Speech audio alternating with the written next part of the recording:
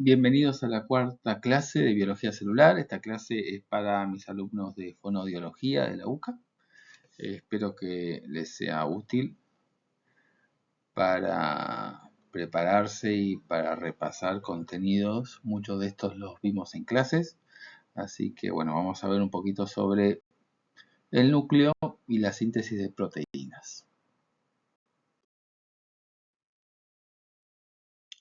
El núcleo de las células eucariotas, esto ya lo hablamos en la primera clase. Vamos a encontrar ADN. Este ADN no solamente se encuentra en los núcleos de las células eucariotas, sino que también en las mitocondrias. Dijimos que había ADN, pero este es un ADN circular. En el núcleo vamos a encontrar ADN. Este ADN va a estar distribuido en los 46 cromosomas. Recuerden que estos cromosomas son 23 pares de cromosomas en las células somáticas. Este compartimento nuclear, además de los cromosomas, vamos a encontrar ARN, este ARN mensajero, ribosómico, de transferencia, que después van a salir del núcleo, van a tener la capacidad de poder salir del núcleo, a diferencia del ADN que queda en el núcleo, y pueden dirigirse al citosol, por ejemplo. En el nucleolo encontramos principalmente ARN ribosomal, esto también ya lo hablamos en la primera clase, y el núcleo va a estar delimitado por una envoltura nuclear o carioteca, que es una característica de las células eucariotas, ¿sí? Y esta carioteca es una continuación del retículo endoplásmico. Y va a presentar poros que va a comunicar el contenido del núcleo con el exterior.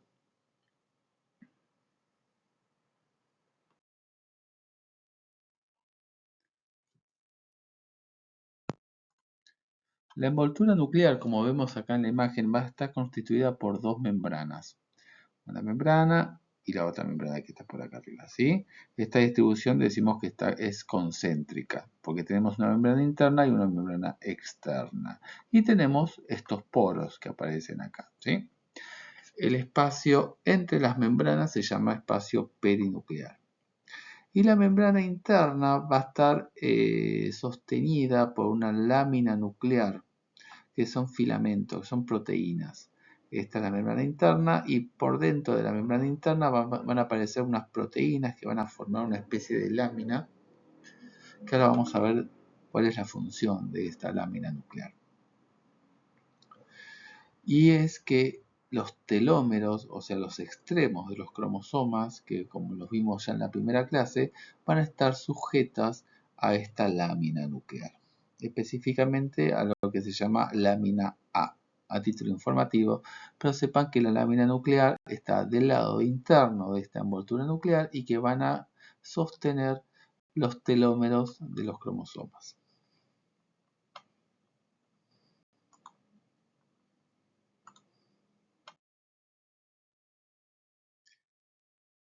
Acá tenemos un esquema que muestra los poros, ¿sí?, de las membranas nucleares, de la envoltura, y vemos que estas permiten el pasaje y salida de sustancias desde el citosol hacia el núcleo y después el egreso de sustancias.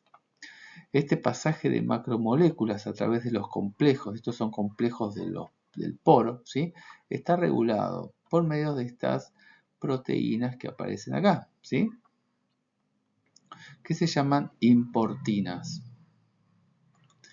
Entonces, este proceso que va a estar regulado van a permitir la entrada de moléculas, como por ejemplo proteínas, y van a salir otras proteínas que quizás no necesita el núcleo, o proteínas envejecidas.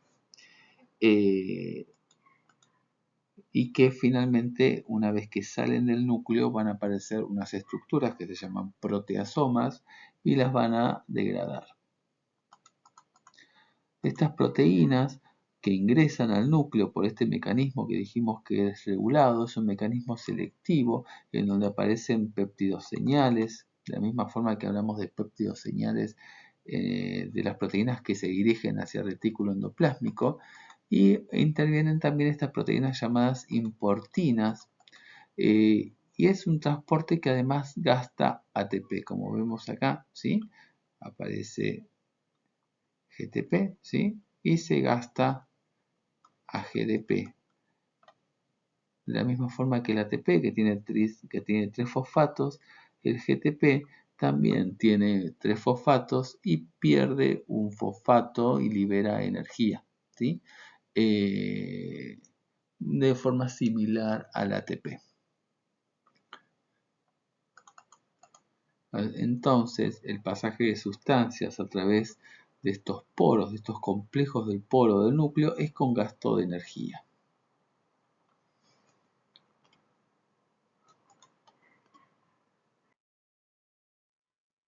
Los cromosomas que van a estar dentro del núcleo, ¿sí?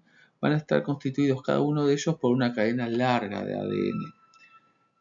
Y este ADN va a estar asociado a proteínas, a diferencia del ADN de las bacterias, por ejemplo, que no está asociado a proteínas, el ADN de las células eucariotas sí está asociado a proteínas. Estas proteínas que van a estar en relación a los cromosomas se van a clasificar en dos, en histonas y no histonas. Entonces, el ADN más las proteínas histónicas y las proteínas no histónicas van a constituir lo que se llama como cromatina. Y la cromatina es el material con que está compuesto los cromosomas. Entonces, un cromosoma no está solamente constituido por ADN, sino que necesita la presencia de las proteínas. Y vamos a ver qué funciones tienen las proteínas que están en relación al ADN.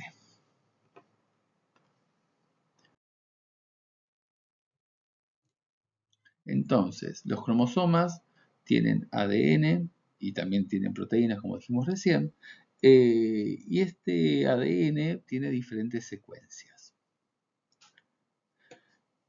En el ADN se va a encontrar toda la información genética que lleva el nombre de genoma. Toda la suma de los genes que pueden llegar a encontrarse en el ADN es lo que conocemos como genoma. Dentro del ADN que se encuentran en los diferentes cromosomas van a estar toda la actividad del organismo, desde su desarrollo embrionario hasta la muerte, la inmunidad, la predisposición a las enfermedades, todo va a estar codificado dentro de este ADN. Parte de este ADN va a tener capacidad de generar ARN gracias a un proceso que se llama transcripción, que es lo que vamos a ver en esta clase. Pero hay sectores del ADN que no se transcriben. O sea, hay sectores del ADN que son genes que se van a transcribir y otros sectores que no son genes y que no van a transcribirse, pero sí tienen otras funciones, como por ejemplo regular la expresión de los genes, ¿sí? Cuándo, cómo y en qué duración tienen que expresarse. Esa información también está dentro del ADN de los cromosomas.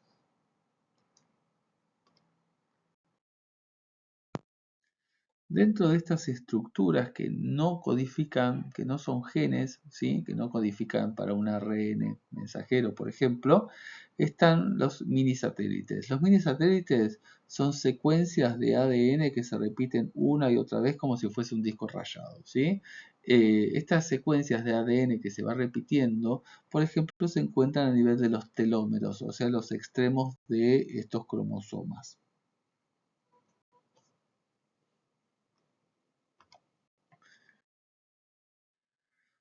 Entonces el ADN de nuestras células somáticas van a estar constituidos por 46 cromosomas, o sea, 46 moléculas de ADN.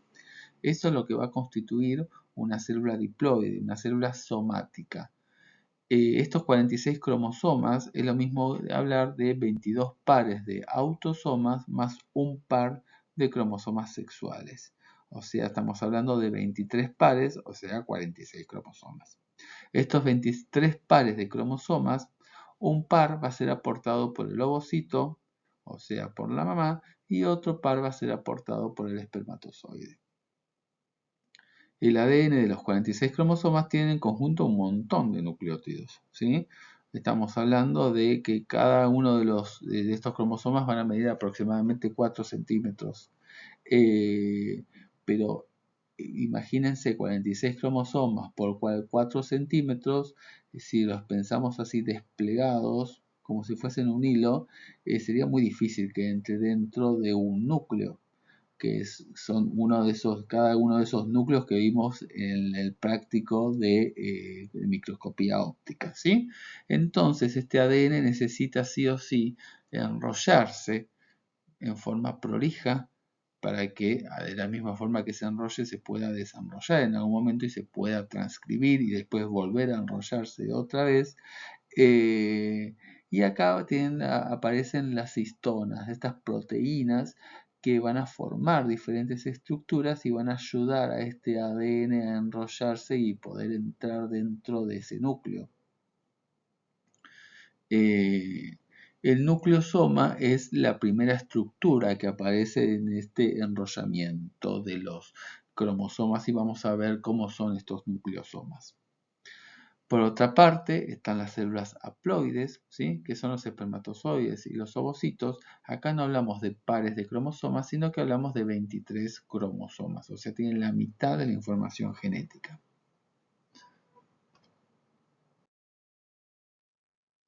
Bueno, hablando entonces de los nucleosomas, acá aparecen las histonas.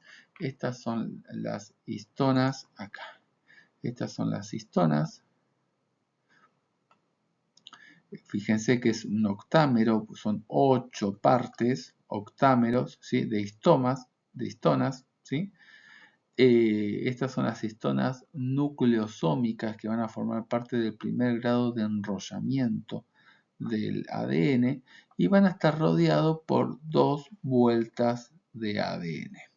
Esta estructura que vemos acá, esta parte roja no. Esta estructura que vemos acá, debemos las 2 vueltas de ADN más este complejo de 8 partes que son proteínas, que son histonas, se va a llamar nucleosoma.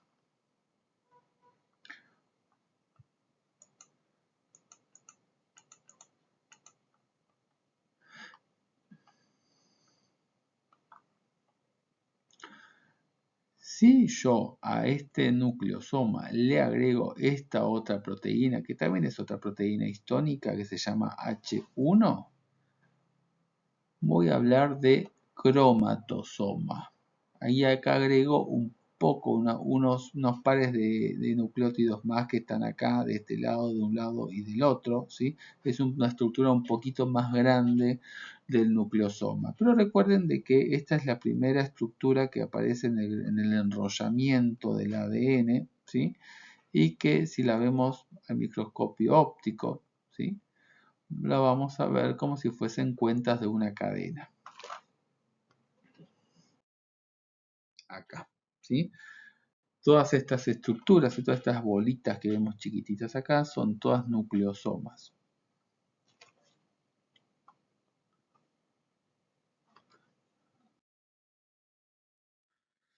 Entonces, cuando empezamos a hablar sobre el grado de enrollamiento del ADN, ¿sí? Y de la cromatina en realidad, porque estamos hablando del ADN y de las proteínas, ¿sí? Nos aparece una duda, ¿sí? ¿Cómo es que si un ADN está muy enrollado, o sea, si está muy compactado de tanto enrollamiento que tiene, ¿se va a poder transcribir de forma efectiva? Y lo más posible es que no, ¿sí? A mayor grado de enrollamiento del ADN y con las proteínas, ¿sí? Y este ADN se vuelve cada vez más compacto, va a ser menos posible que se transcriba. Entonces nos aparece acá una primera clasificación.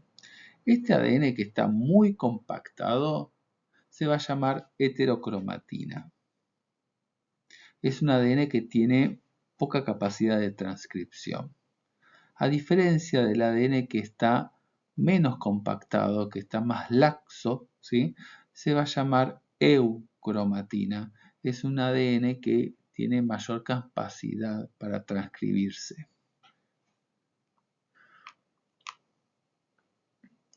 Todo este grado de enrollamiento está inducido, está facilitado gracias a las diferentes proteínas y a otras proteínas que van a facilitar este enrollamiento, que se llaman condecinas.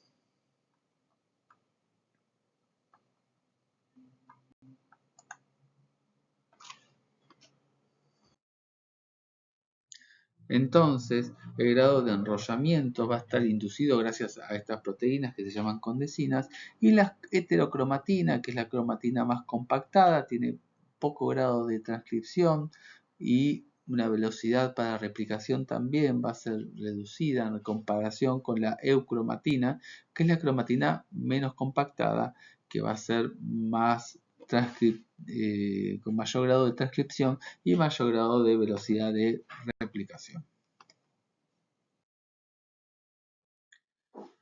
Y hablando de heterocromatina y eucromatina, vamos a hablar un poquito de lo que es el cuerpo de Barr o cromatina sexual X.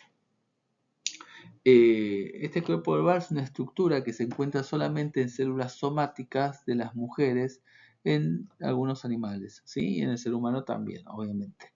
Es un cromosoma, es uno de los cromosomas X. Recuerden que las mujeres tienen 22 pares de autosomas y un par sexual que es XX, y uno de estos X que forman parte del par sexual se va a inactivar en las mujeres. ¿Por qué? Porque tienen otro cromosoma X que va a ser que va a funcionar, ¿sí? Y uno de estos cromosomas se va a inactivar. Este cromosoma inactivo se va a transformar en una cromatina muy compacta, en heterocromatina, y lo podemos llegar a ver al microscopio. Solamente esto se va a manifestar solamente en las mujeres, no en los hombres. Esta inactivación de los cromosomas X se va a dar en algunas células un cromosoma X y en otras células el otro cromosoma. Es algo en forma aleatoria, se da al azar, ¿sí? Esta inactivación.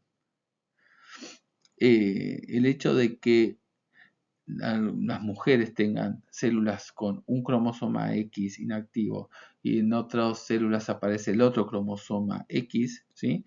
Las hace definirse con el término de mosaicos, ¿sí? ¿Por qué? Porque hay células que pertenecen a un linaje con una inactivación del cromosoma X, y todas las células derivadas a partir de esa célula que inactiva uno van a tener el mismo cromosoma X inactivo, y otras células van a tener el otro cromosoma inactivo. Eso las transforman en lo que se llaman mosaicos. Hay una regla en donde dicen de que la cantidad de cuerpos de Barr que tienen las células de las mujeres y otros animales de sexo femenino, ¿sí? Dicen que el número de corpúsculos de Barr o de cuerpos de Barr o cromatinas sexuales, ¿sí? De una célula es igual al número de cromosomas X que presenta el individuo menos 1.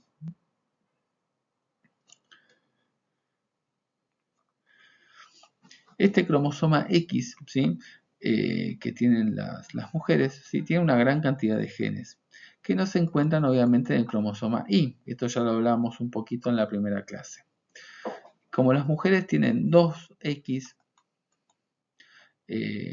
o sea, tiene doble cantidad de estos genes, necesita de alguna forma, ¿sí? que se corrija esta cantidad excesiva de genes que van a tener las mujeres, tanto de un X como del otro. Entonces se inactiva uno de estos cromosomas.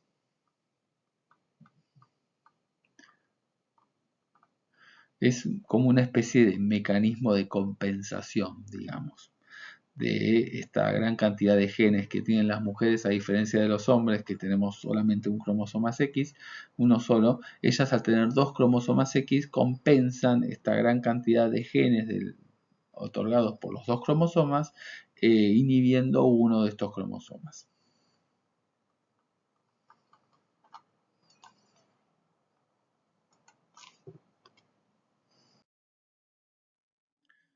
Entonces, este mecanismo de compensación de dosis que tienen los animales de sexo femenino, incluso estamos hablando acá de las mujeres, ¿sí? Impiden que haya una sobreexpresión de estos productos, de estos genes que tienen los cromosomas X. Esta inactivación se da gracias a la expresión de diferentes transcriptos, ¿sí? o sea, de ARN, que se van formando en estos cromosomas y que van a facilitar esta inactivación del cromosoma X y la aparición de este corpúsculo de Barr. Bueno, hablando de tanto corpúsculo de Barr, se los quiero mostrar, ¿sí? Este chiquitito que se ve acá, ¿sí? Ese es un corpúsculo de Barr. Fíjense que esto aparece en las mujeres, pero no aparecen en los hombres.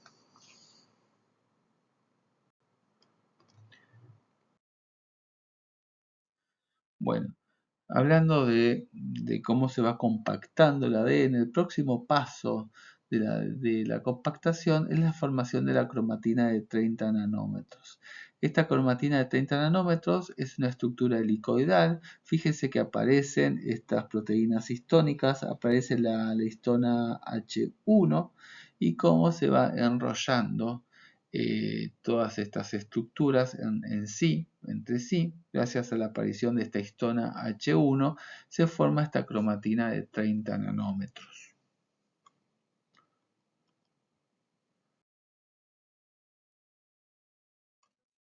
Esta es la cromatina de 30, acá estamos los nucleosomas y fíjense que aparece otro tipo de estructura, ¿sí? De enrollamiento en donde aparecen lazos. Estos son lazos de esta cromatina que es ADN y proteínas. Esta cromatina entonces se compacta aún más formando estos lazos, ¿sí? Estos lazos se unen a un cordón proteico y acá aparecen las proteínas que no son histonas. Esta de color naranja son proteínas no histónicas, ¿sí? Este cordón son proteínas, es un cordón proteico donde se van a sujetar estos lazos, que es esto mismo, pero formando lazos unidos a estas proteínas no histónicas.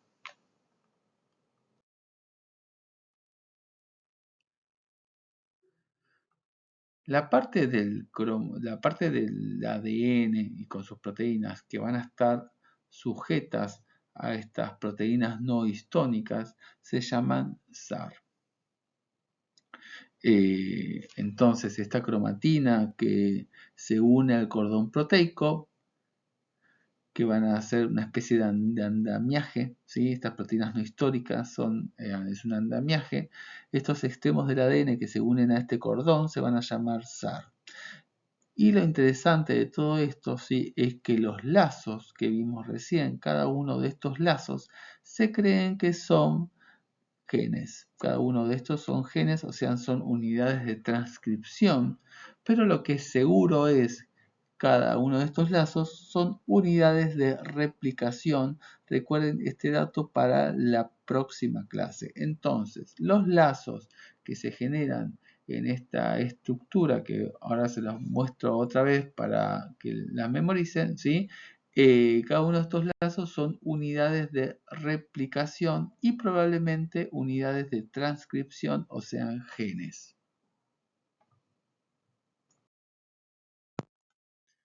Entonces, acá tenemos los lazos, las proteínas no histónicas que forman el andamiaje, ¿sí? Y recuerden que los lazos, se los digo otra vez, son unidades de replicación y probablemente unidades de transcripción, que es lo que vamos a ver en un rato, el tema de la transcripción del ADN. El próximo paso, ¿sí? Es el grado de compactación que alcanza ya la visualización de los cromosomas. Recuerden que el mayor grado de compactación lo vamos a ver recién en el proceso de división celular, en una etapa de la división celular que se llama metafase.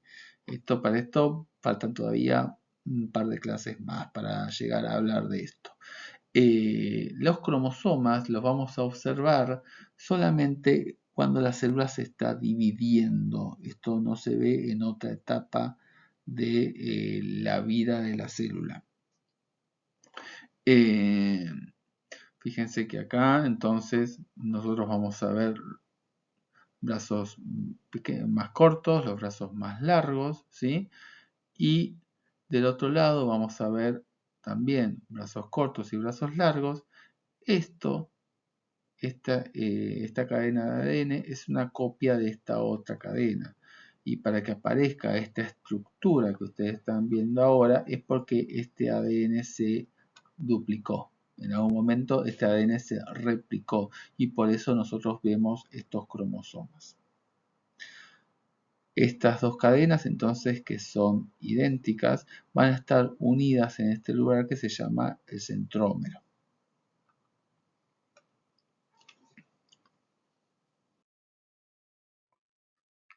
El centrómero puede estar en el centro, puede estar desplazado o puede estar prácticamente casi en el extremo.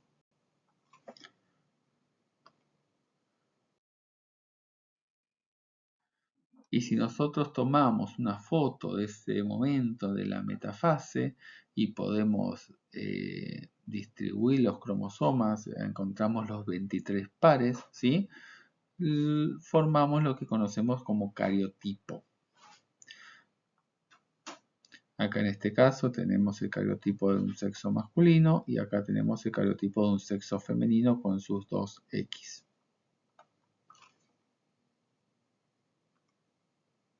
Sexo masculino, sexo femenino.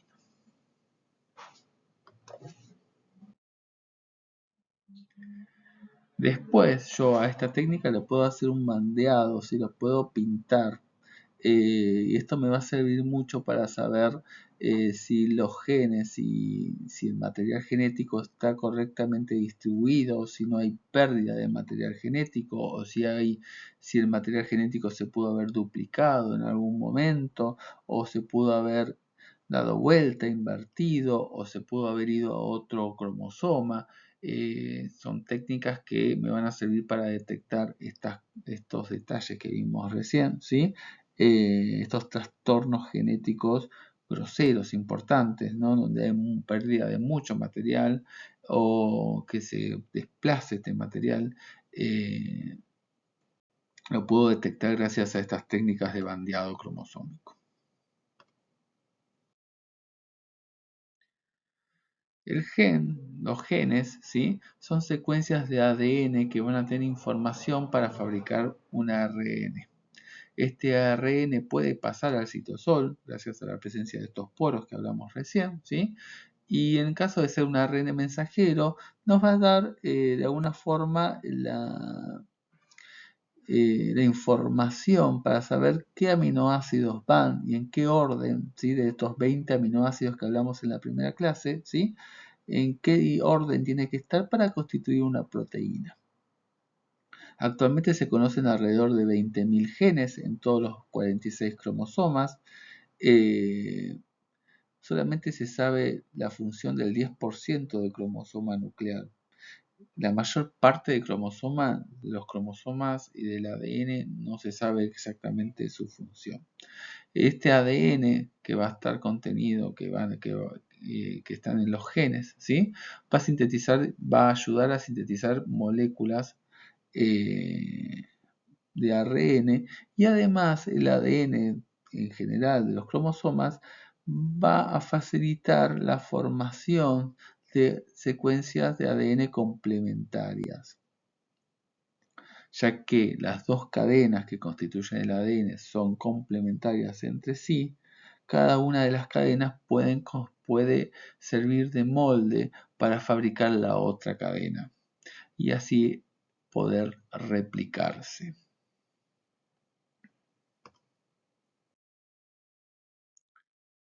Este es el dogma central de la biología molecular, la forma en cómo se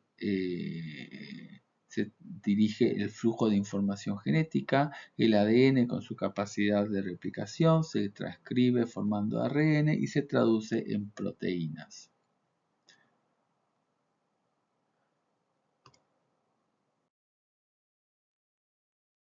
Otro punto muy importante, uno suele pensar que un gen sintetiza una proteína, pero no es tan así, ¿sí?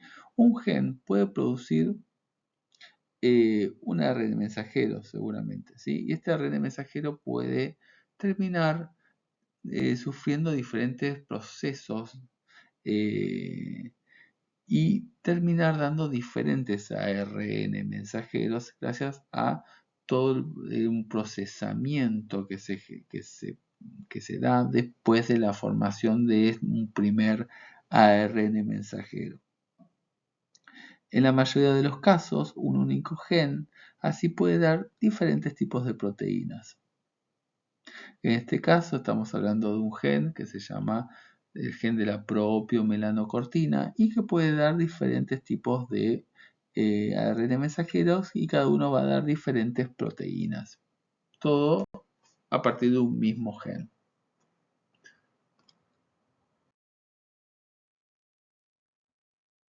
Y esto se da gracias a que los genes tienen diferentes partes. Hay una parte que se llama promotor, que es la que ' la transcripción y señala a partir de dónde tiene que leerse este gen. Se encuentra en el extremo 5 estamos hablando, ¿sí? Tenemos secuencias reguladoras que también determinan cuándo debe transcribirse y cuántas veces debe transcribirse este gen. Se encuentran un poco más lejos de lo que es el segmento codificador y finalmente lo que es el segmento codificador. Y después tenemos una secuencia de terminación. Entonces, de 5' a 3' tenemos la secuencia que codifica propiamente la secuencia que codifica para generar un ARN mensajero, que es el segmento codificador. Tenemos secuencias promotoras que señalan a partir de acá, tienes que empezar a leer y tenés que transcribir el ARN mensajero. Y una secuencia reguladora que dice cuántas veces, ¿sí? Y en qué momento, en qué situación se tiene que expresar esto. Y una secuencia de finalización que tiene que decir, bueno, hasta acá se lee el ADN y se genera este ARN mensajero tan preciado.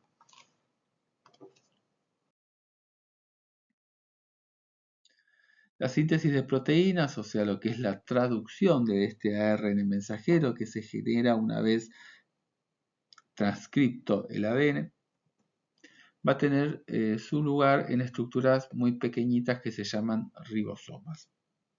Estos ribosomas van a estar constituidos por ARN ribosomal y proteínas. Y bajo la dirección de un ARN mensajero, los ribosomas van a producir diferentes reacciones químicas que van a terminar uniendo diferentes aminoácidos para generar una proteína. Para el correcto funcionamiento de estos ribosomas van a necesitar que vengan hacia el ribosoma que está leyendo el ARN mensajero diferentes ARN de transferencias. Estos ARN de transferencias van a trasladar aminoácidos, van a conducir aminoácidos hacia el ribosoma según el orden que va marcando el ARN mensajero se van colocando y van a construir esta proteína.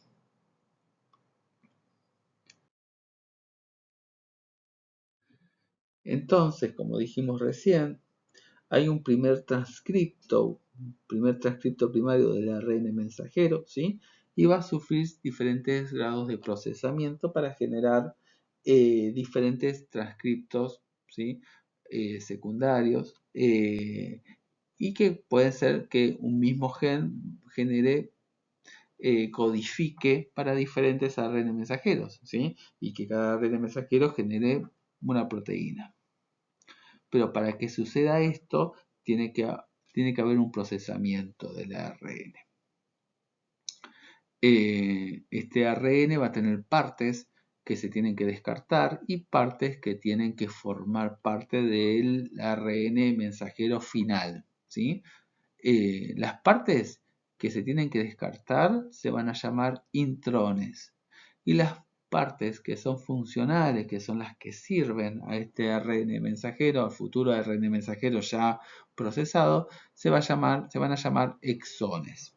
Durante el procesamiento se van a descartar los intrones y los exones se van a volver a unir y van a dar lugar a este ARN mensajero final, ya todo procesado y listo para dirigir la síntesis de la proteína.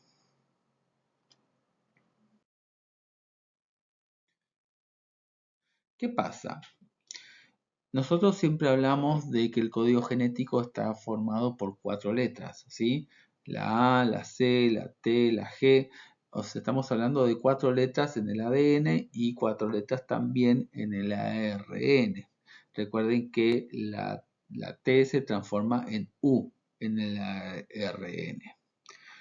Pero estas 4 letras, por más que las que se pongan en diferente orden, ¿sí? Siguen siendo 4 letras y no puede ser que 4 letras se terminen transformando en 20 aminoácidos, salvo que yo estas 4 letras las empiece a leer de cada 3 letras. Si yo voy leyendo estas 3 letras y las voy disponiendo en diferente orden y las voy leyendo de cada 3, o sea, son tripletes, puedo llegar a codificar para más de 4 aminoácidos. Ahí puedo llegar a hablar de muchos aminoácidos según si las voy leyendo cada 3 letras. Estos son los tripletes y es la forma en con que se va a traducir este código genético.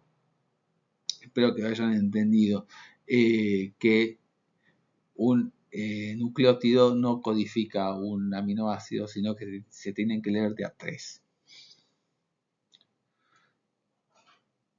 Pero al tener 4 letras y leerlas cada 3, ¿sí? En qué orden están dispuestas cada 3 letras, voy a tener 64 tripletes diferentes. 64 tripletes diferentes para codificar 20 aminoácidos. Acá voy a tener ya tripletes de más para los 20 aminoácidos. Y vamos a ver cómo se arregla la célula para poder codificar los aminoácidos. En este caso que son 64 tripletes. Entonces, si vamos a leer el código genético teniendo en cuenta estas 4 letras que forman parte del ARN, ¿sí? Cada 3, ¿sí? La primera letra puede ser una U, la segunda letra puede ser una U, una C, una A, una G y la tercera letra puede ser una A, una C y según las 3 van a codificar un aminoácido diferente. Pero fíjense que hay letras, o sea, hay tripletes que van a codificar un mismo aminoácido. Por ejemplo, UUU va a codificar este aminoácido y UUC también va a repetir este mismo aminoácido. Lo mismo pasa acá, por ejemplo, CUU y CUC van a codificar este aminoácido y la CUA también van a codificar el mismo aminoácido y la CUG también van a codificar este mismo aminoácido. O sea que hay tripletes que van a codificar un mismo aminoácido.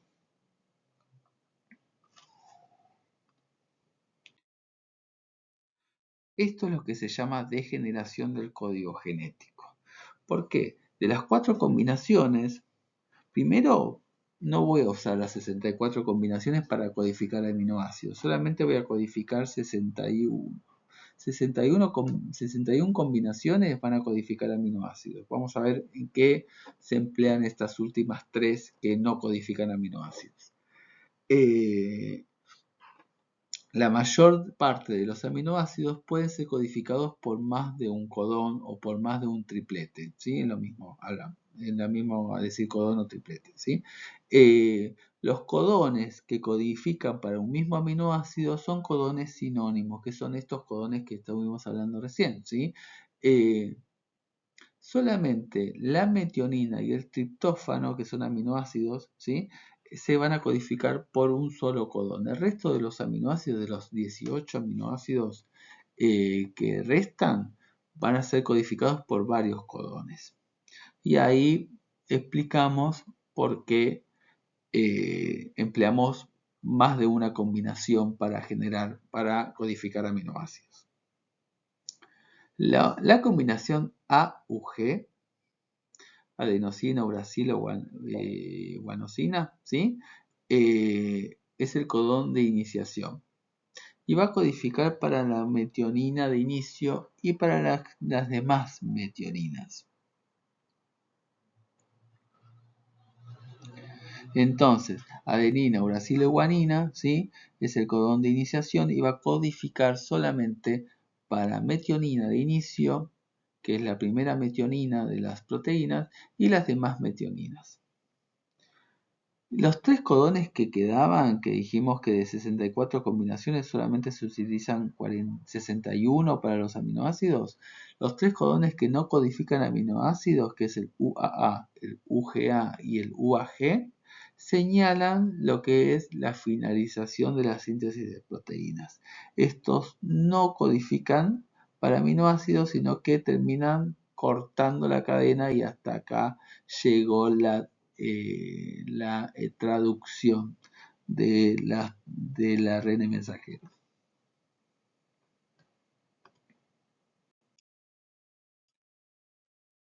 Entonces, el AUG codifica para metionina y es la única combinación que va a dar metionina.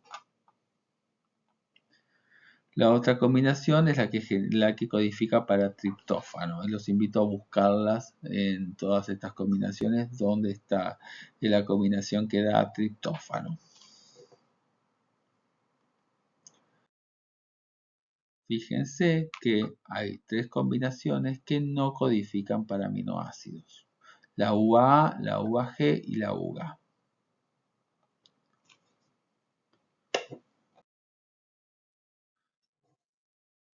Entonces, en la síntesis del ARN por la unión de los diferentes nucleótidos que dijimos que era A, U, C y G, se van alineando siguiendo diferentes órdenes que fueron marcados por el ADN que codificó para el ARN mensajero.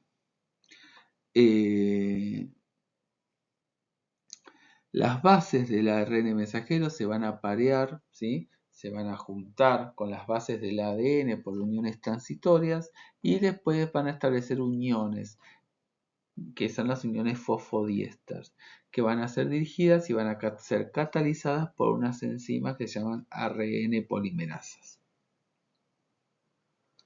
Entonces, la cadena de ADN va a ser el molde para sintetizar este ARN mensajero. Van a decir con qué orden tiene que aparearse o aparecer las diferentes bases que van a formar parte del ARN.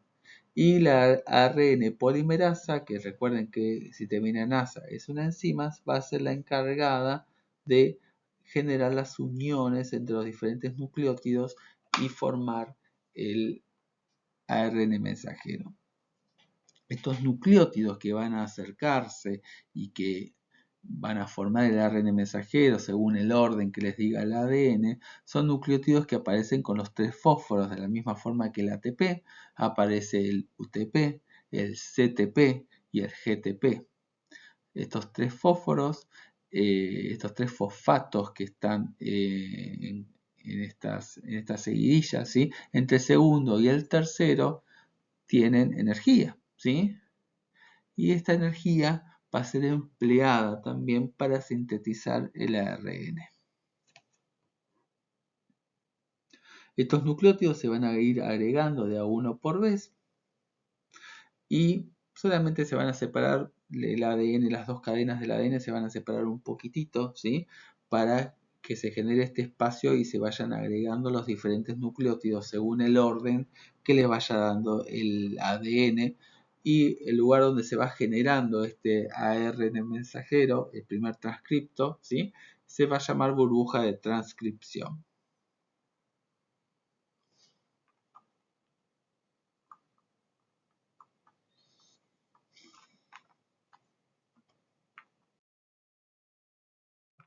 Entonces, esta es la burbuja de transcripción. Una parte pequeña del ADN se van a separar, ¿sí?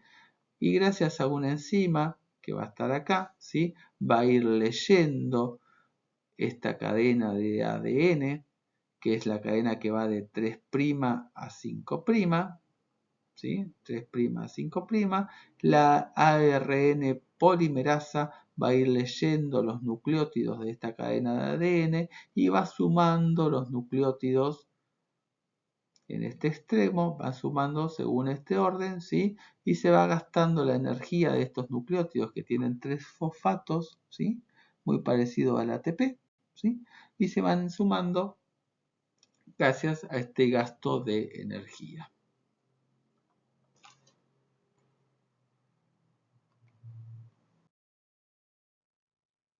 Y después de este transcripto primario se van a ir cortando los exones, se van eliminando los intrones, los exones se van uniendo y se van procesando y se va generando los diferentes ARN mensajeros según vaya necesitando la célula, ¿sí? Recuerden que un gen puede llegar a dar varios ARN mensajeros. Una misma lectura, según el procesamiento, puede ir generando diferentes ARN mensajeros según el procesamiento, ¿sí?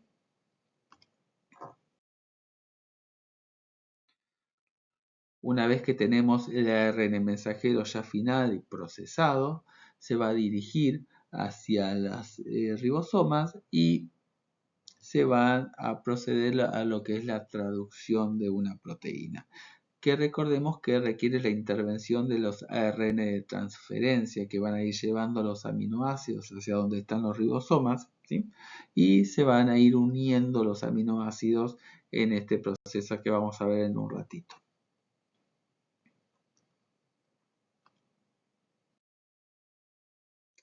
Entonces los ARN de transferencia son moléculas intermediarias que van a participar, que van a ir llevando los aminoácidos a los ribosomas.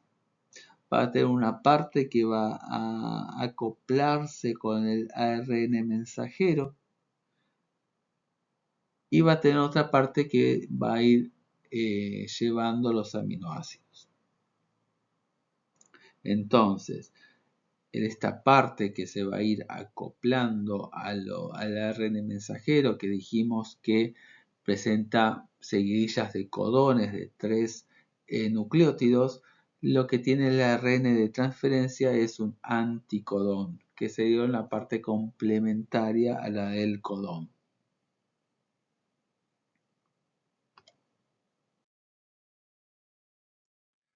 Entonces, si el codón de iniciación es AUG, ¿sí?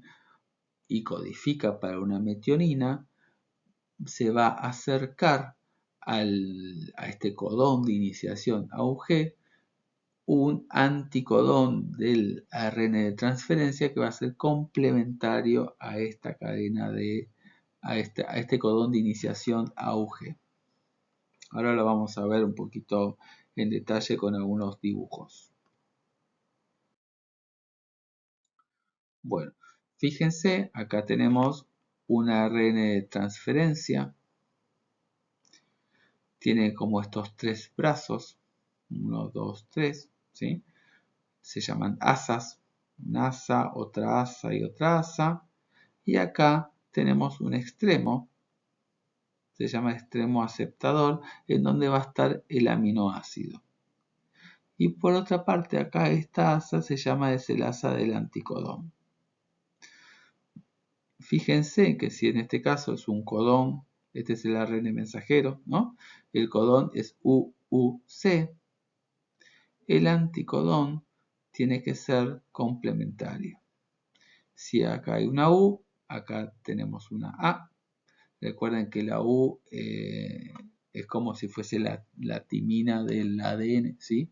Entonces, si hay una U, tenemos una adenina de este lado, una U, tenemos otra adenina, ¿sí? Y si hay citosina, tenemos una guanina. Entonces, acá tenemos un codón y acá tenemos el anticodón. Hay acople, hay complementariedad acá. Entonces, si hay complementariedad, este aminoácido que tiene este ARN de transferencia es el elegido para formar parte de la proteína.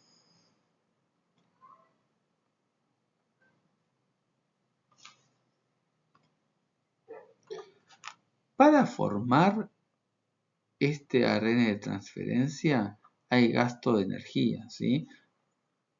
¿Por qué? Para pegar este aminoácido dentro de todo este complejo de ARN de transferencia, ¿sí? Se tuvo que haber gastado energía.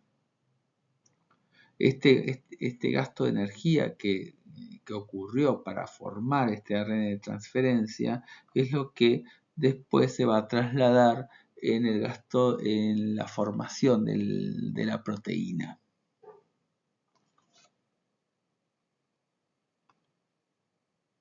Entonces, esto es muy importante para tener en cuenta, ¿sí? Que el proceso de síntesis de proteína es un proceso que gasta energía. ¿Pero por qué gasta energía? Porque para formar este ARN de transferencia se gastó energía. Entonces, los aminoácidos se van a unir entre sí gracias a uniones peptídicas, que esto lo vimos en la primera clase. Entonces, la síntesis se va a empezar a partir del grupo amino de estos aminoácidos y el ARN mensajero se va a leer en dirección 5' a 3'. Recuerden entonces que la lectura del ADN para formar el ARN mensajero es de 3' a 5'. Y la lectura del ARN mensajero es de 5' a 3'.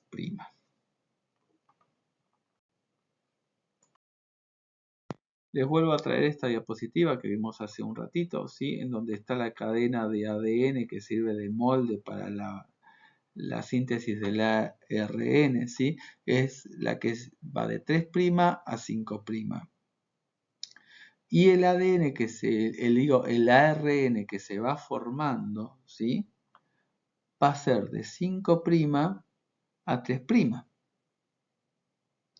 Y fíjense que justamente este extremo del ARN mensajero es lo que va a ser lo primero que va a ser leído por el ribosoma, ¿sí? Entonces la lectura del ARN mensajero va a ser de 5' a 3'.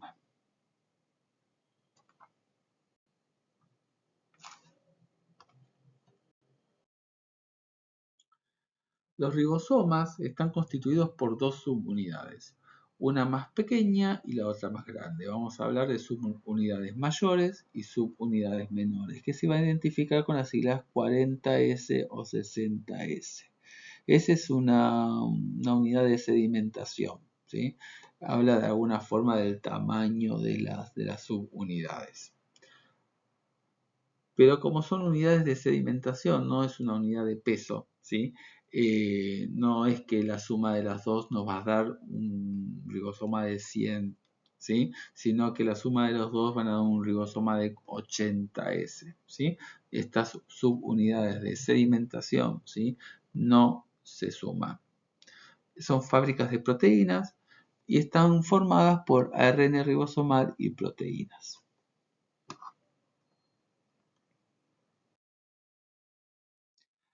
La subunidad menor, o sea la de 40S, tiene un canal por donde se va a deslizar el ARN mensajero, que es este canalcito, ¿sí? Este es un corte de un ribosoma.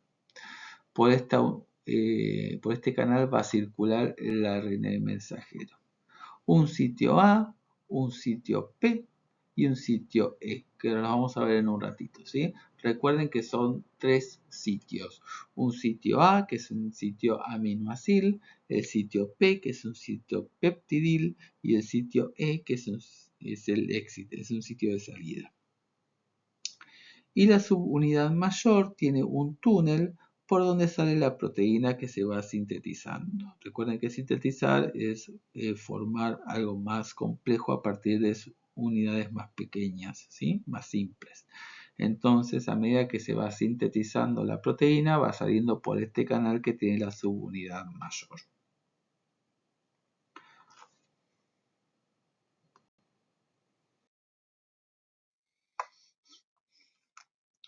La subunidad menor se va a ocupar de colocar cerquita los ARN de transferencia para que los aminoácidos se terminen uniendo.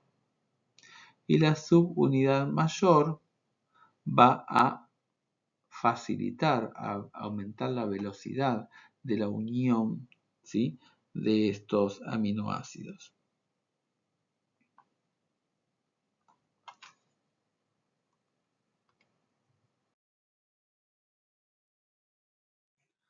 Otro concepto importante, ¿sí?, es que un ARN mensajero se puede unir con varios ribosomas. Y cada ribosoma, según la altura que vaya leyendo este ARN mensajero, va a tener obviamente una proteína más avanzada que otro ribosoma que recién se une al extremo 5' del ARN mensajero. Todos van leyendo del mismo sentido, del 5' a 3'. Y según cuanto más cerca esté del extremo 3' del ARN mensajero, la proteína obviamente va a estar mucho más avanzada que otro cromosoma que recién se une al extremo 5' del ARN mensajero. Estos ribosomas pueden estar libres en el citosol o pueden estar pegados a la membrana del retículo endoplásmico, según el destino de la proteína, obviamente. Entonces, según el destino, según lo que codifique esta proteína, ¿sí?, y según según la secuencia, ¿sí?, estas proteínas pueden estar libres en el citosol, ¿sí? Son proteínas que después van a estar en el citosol, en el núcleo, en el mitocondria, en los peroxisomas, ¿sí? O pueden ser proteínas que estén codificadas para que terminen en la luz del retículo o en la membrana de los retículos, y van a ser proteínas que después van a terminar siendo excretadas o que van a formar parte de la membrana plasmática, ¿no? Esto ya lo hablamos en la segunda clase. Ahora vamos a hablar un poquito de cómo se va dando la síntesis de la proteína, ¿sí? Necesito que presten mucha atención y que usen mucho la imaginación para ver cómo imaginar, ¿no? Más que ver, imaginar cómo se van disponiendo los ARN de transferencia y cómo se va dando la síntesis de la proteína. Bueno. Todo esto lo que vamos a ver ahora, obviamente, está facilitado por diferentes sustancias que van a ser factores que van a favorecer la síntesis de las proteínas. Por ejemplo, la iniciación va a estar regulada por factores de iniciación o IF, que también se lo llaman así. Todo esto comienza con el reconocimiento de una secuencia que va a estar relacionada con el inicio de la traducción. Recuerden de que el inicio de la traducción va a estar codificado por una secuencia especial, un codón especial, que lo hablábamos ya hace un ratito, que es el codón AUG. Entonces, cuando el ribosoma detecta esta secuencia AUG, dice, a partir de este momento tengo que empezar a leer este ARN mensajero porque me va a dar la información que necesito para la síntesis de la proteína. Esta secuencia AUG lo va a colocar en el sitio P. ¿Se acuerdan que estábamos hablando del sitio A, del sitio P y del sitio E? Lo va a colocar en el sitio P. Y el segundo codón, que está después del AUG, va a quedar en el sitio A. Entonces, en el sitio peptidil va a estar el codón AUG y el segundo codón va a estar en el sitio A. Este codón de iniciación, que es AUG, necesita el anticodón que va a venir del ARN de transferencia. Este anticodón se va a asociar a este codón de iniciación AUG y va a traer la primera metionina, que es el primer aminoácido que va a formar parte de esta proteína. Una vez que se asocia este ARN de transferencia con esta secuencia A o G, aparece la otra subunidad, la subunidad mayor. Ahora lo vamos a ver en gráficos. Todo este proceso de la unión de la ARN de transferencia en esta secuencia de iniciación es con gasto de energía, que en forma de gasto de GTP. Entonces, fíjense, acá tenemos la subunidad menor, acá tenemos el primer ARN de transferencia, que es el que codifica para metionina. Aparece el ARN mensajero y se va a colocar de manera tal que aparece esta secuencia de iniciación que es complementaria a este ARN de transferencia. Y una vez que se acopla este ARN, esta secuencia de iniciación, este codón de iniciación con el ARN de transferencia que codifica para la metionina, aparece la subunidad mayor del ribosoma. Y acá ya tenemos el ARN mensajero, tenemos la primera secuencia, el ARN de transferencia, ¿sí? Y la subunidad mayor. Fíjense que si en el sitio P, acá tenemos el sitio E, el sitio P y el sitio A. Si en el sitio P está el codón de iniciación, en el sitio A va a estar el segundo codón, ya preparado para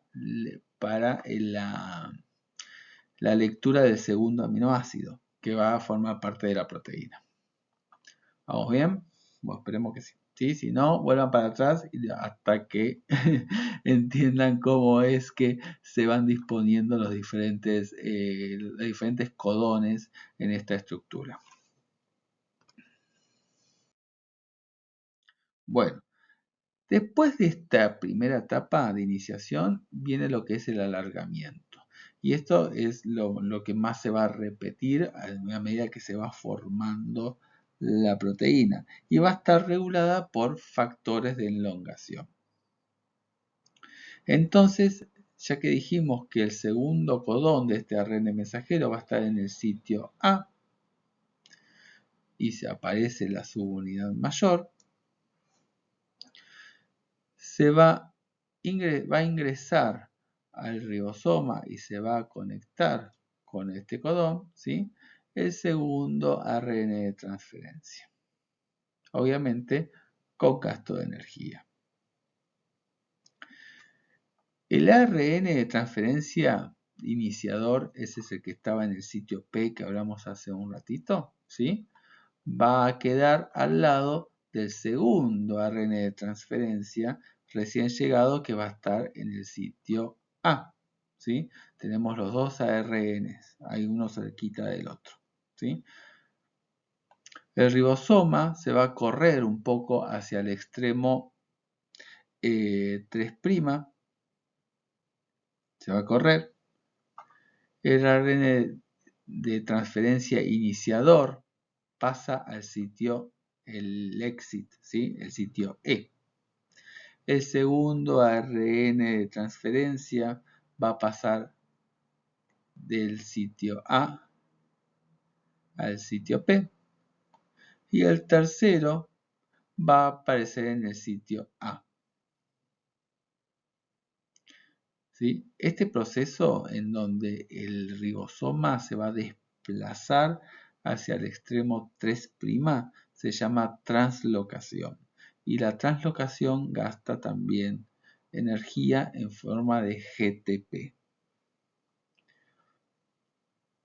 Cuando el ARN de transferencia, el primero, el iniciador, ¿sí? llega al sitio E, se va a romper la unión entre el ARN de transferencia y la metionina y se va a eliminar el ARN de transferencia sin el aminoácido. Este aminoácido se va a terminar uniendo, recién ahí se va terminando uniendo al segundo aminoácido del ARN de transferencia, el que estaba en el sitio P. Y esta energía que se gasta para la unión peptídica es la que proviene en lo que hablamos hace un ratito, ¿sí? En la que es la que se gastó para formar este ARN de transferencia. El ARN de transferencia, este iniciador, ya se desconecta, ya lo perdemos, ¿sí? Abandona su sitio, el sitio E, sale del ribosoma y ahí sigue progresando lo que es la síntesis de la proteína, porque se vuelve a correr el ribosoma y ahí se vuelven dando fenómenos de translocación y de unión de los aminoácidos.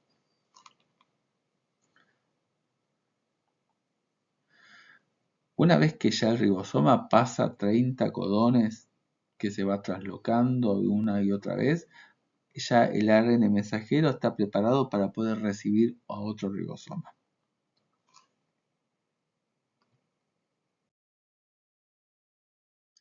Fíjense que acá gastamos energía para formar el ARN de transferencia con el aminoácido y gastamos también energía para acoplar los ARN de transferencia en el sitio, por ejemplo, en el sitio A y también GTP para translocar al ribosoma.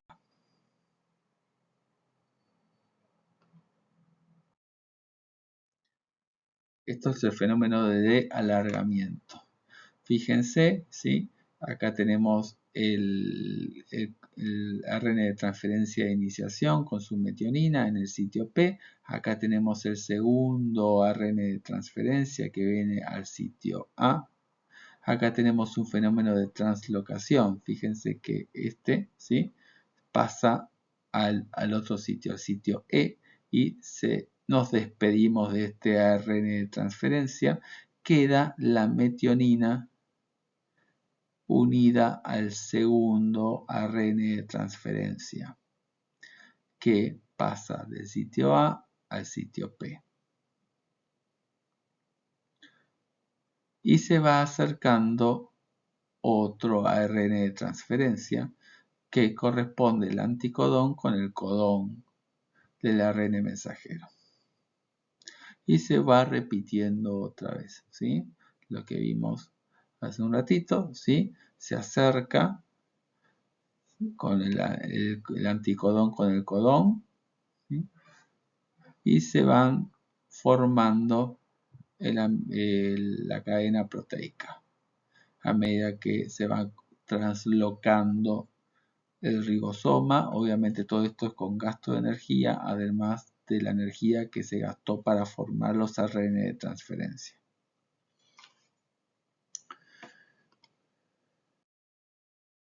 Finalmente, la proteína se va a finalizar su síntesis cuando aparezcan los codones de terminación. Los codones de terminación son los codones que hablamos hace un ratito, es el UAA, el UGA y el UAG, que llegan al sitio A, ¿sí? Cuando llegan al sitio A no hay un ARN de transferencia complementario porque no codifican para aminoácidos. Entonces, cuando llega a este momento, ¿sí? Este polipéptido que se está formando se va a independizar, ¿sí? del ribosoma, todo esto con gasto de GTP, y ahí se termina la síntesis de la proteína.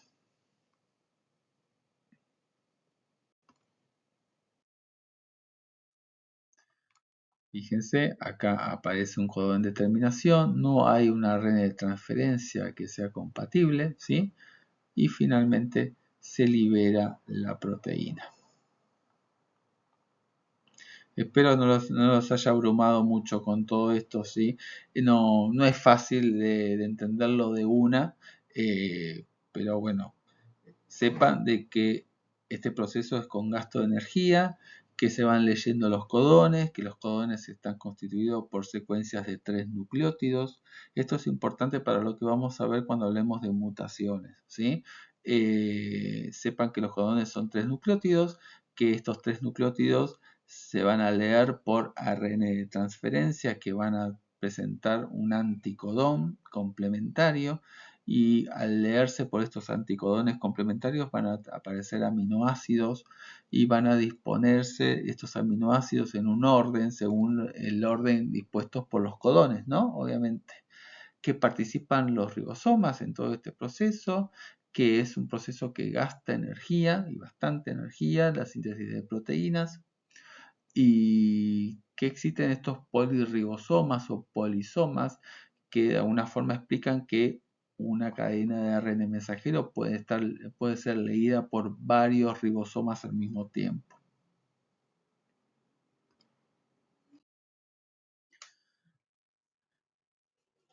Otra de las cosas que, bueno, quizás se están cuestionando y preguntando, ¿sí? Que todas las proteínas empiezan con una metionina porque el codón de iniciación codifica para una metionina. Bueno, esta metionina, que es la inicial, ¿sí? Suele ser removida en la mayoría de las proteínas. Así que realmente el segundo aminoácido pasa a terminar siendo de la primera posición. Entonces, sepan de que esta primera metionina termina siendo eliminada en la mayoría de los casos.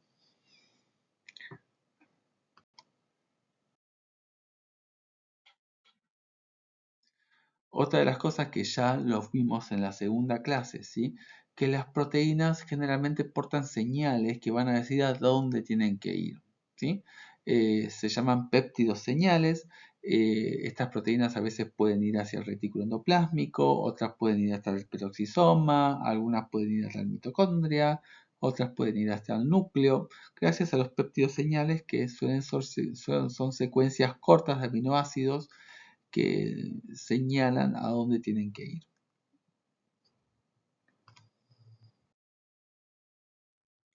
Y por último, para terminar esta clase, les voy a hablar un poco de las chaperonas. Una vez que se terminan de formar estas proteínas, aparecen estas estructuras que también gastan energía. Fíjense, acá se ve más o menos cómo funcionan. Estas ayudan al correcto plegado de las proteínas para formar las estructuras secundarias, terciarias y cuaternarias, ¿sí? Que van a estar controladas gracias a estas chaperonas. Entonces, estas estructuras terciarias y cuaternarias de las proteínas van a estar dirigidas y controladas para un correcto plegamiento y con gasto de energía de ATP, ¿sí? Por chaperonas. Y con esto terminamos de hablar de síntesis de proteínas. Muchísimas gracias por la atención. Nos vemos en el próximo video.